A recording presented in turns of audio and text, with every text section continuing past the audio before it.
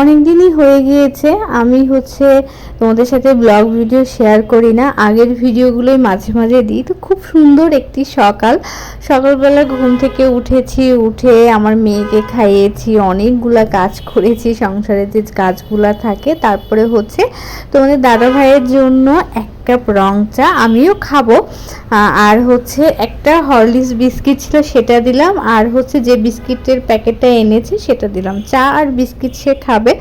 সকালে আজকে আর তেমন কিছু করিনি। তারপরে একটু রান্না বান্না করবো আর কি। তোমাদের দাদাভাই একটু তাড়াতাড়ি অফিসে চলে যাবে, এই কারণে দেখো আমি মাছ বের করেছি। এটা রুই মাছ। তো রুই মাছটা ভিজিয়ে রেখেছি, রুই মাছ রান্না করব। তোমাদের দাদাভাই তারপরে চা খেয়ে সবজি আনতে গিয়েছিল, ফ্রিজে কিচ্ছু ছিল না। তো বেগুন নিয়ে এসেছে আর বরবটি নিয়ে এসেছে। তো বরবটি দিয়ে ভাবছি আলু ভাজি করি আর বেগুন দিয়ে মাছ রান্না করি। একদম সাদামাটা করে মাছ রান্না করব, হালকা পাতলা। যে গরম পড়ছে, মানে কবে যে মানে বৃষ্টি হলেও ঠান্ডা হয় না, আবহাওয়াটা এখন এমন হয়ে গিয়েছে। তো দেখো আমি আলু কেটে নিয়েছি আর বেগুন দিয়ে বললামই তো একদম হালকা পাতলা ঝোল, মানে ঝাল কম কাঁচা লঙ্কা দিয়ে। তবে এই তরকারিটা খেতে এই গরমের সময় ভীষণ রকম ভালো লাগে। আমাদের তো ভালো লাগে, আমাদের সবার পছন্দ। আমার মেয়ে, তোমাদের দাদা ভাই আর আমি একটু হালকা তরকারি খেতেই পছন্দ করি। মাছগুলো দিয়ে দিলাম, এপিট ওপিট করে সুন্দর করে ভেজে নিব। আর কি বলো তো, ইদানিং না ভীষণ রকম মানে কারেন্ট যাচ্ছে। আগে তো যেত না, এখন মানে কি বলবো, সারা দিন রাত দিয়ে ধরো 2-3 ঘন্টা লোডশেডিং তো আছেই। তো যাই হোক, মানে কাজ করতে করতে কারেন্টটা চলে গিয়েছে, তো অসুবিধা নেই। আমি ভিডিওটা করেছি একদম ফ্ল্যাশ লাইট দিয়ে। তো এখানে দেখো আমি বরবটি আলুটা কেটে নিয়েছি, ধুয়ে একটু জল ঝরতে দিয়ে দিয়েছি, তাহলে ভালো হয়। মাছগুলো এদিকে ভেজে নিয়েছিলাম। বেগুনটা আজকে লম্বা লম্বা করে কেটেছি আর কি, 2টা বেগুন দিয়েছি।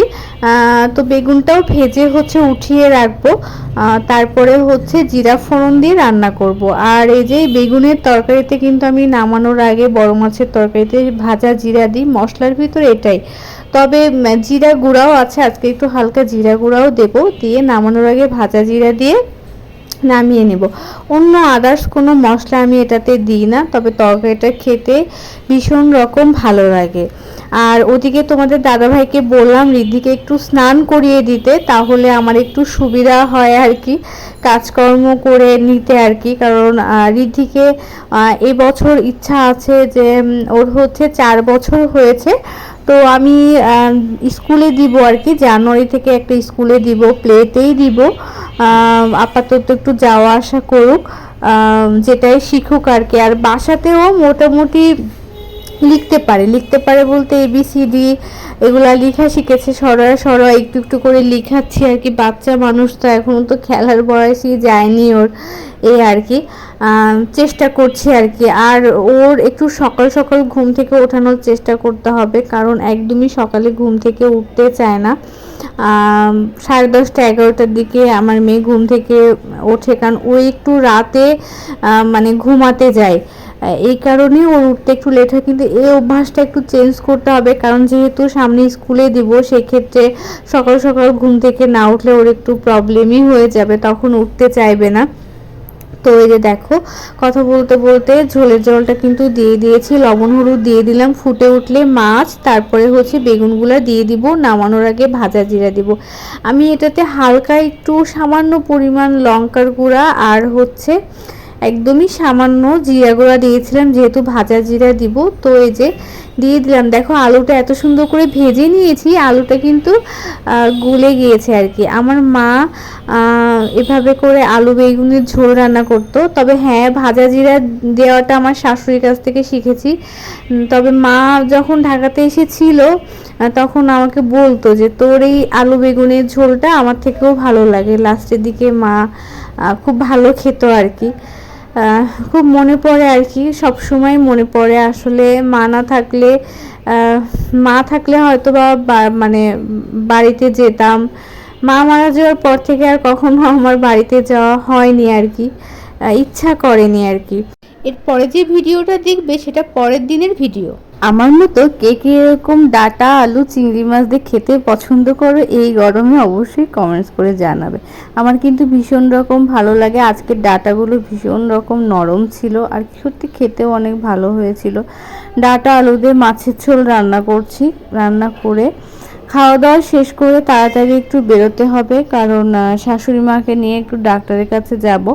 তো আমি, রিধি আর শাশুড়ি মা যাচ্ছে।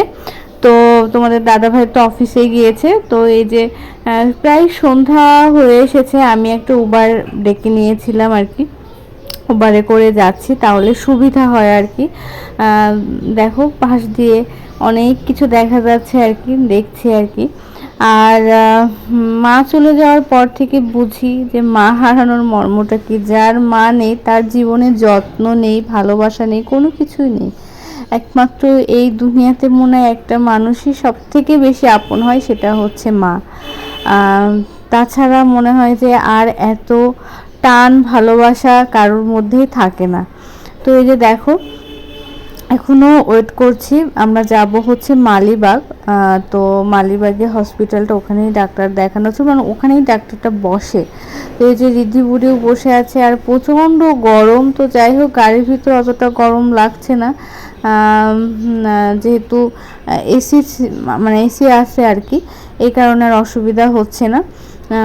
তো কিন্তু বাইরেটা অনেক গরম। তারপর থেকে এই যে বের হয়ে মানে নেমে আর কি, গাড়ি থেকে নেমে আমরা চলে এসেছি ডাক্তারের কাছে। তো সিরিয়ালে বসে আছি দেখো।